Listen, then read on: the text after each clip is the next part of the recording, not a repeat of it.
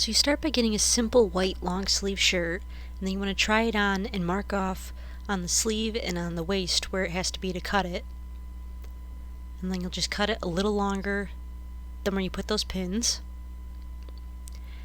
And so once you've cut it, you're just going to fold the insides under and then sew all the way around to give it hemmed edges. And then you'll do the same thing on the other sleeve and the waist. Again, just folding under the edges and hemming all the way around. So then you want to mark off how far down you need it to be dyed red, and then you'll dip it that far into a pan of red dye.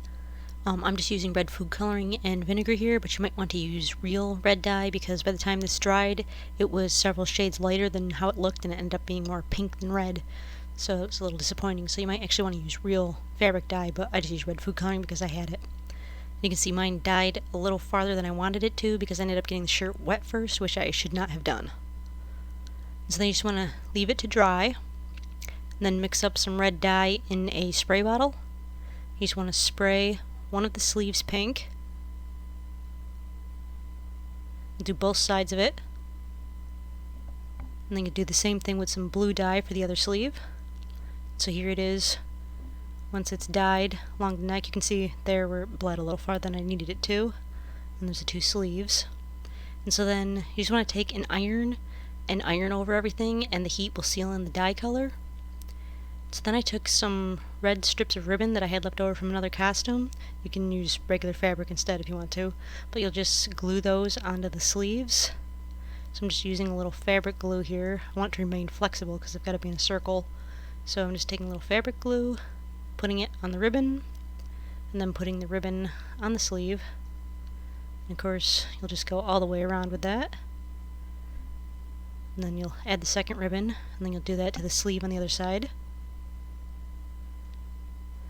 And so then you'll want to slip a piece of plastic or paper or cardboard, just something in between the two layers of the shirt, so that the marker doesn't go through.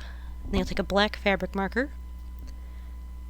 And I'm just freehanding this, but if you want to look on the internet, there's probably some kind of a template that you can use for this, or you can just freehand it too if you want to. But you just take the black fabric marker and you draw on all the words. One thing I would suggest is that you pencil these out before you draw them, otherwise you might end up like me and have everything too far over to one side and the ends of it kind of run off. So mark it out first ahead of time. So then along the collar,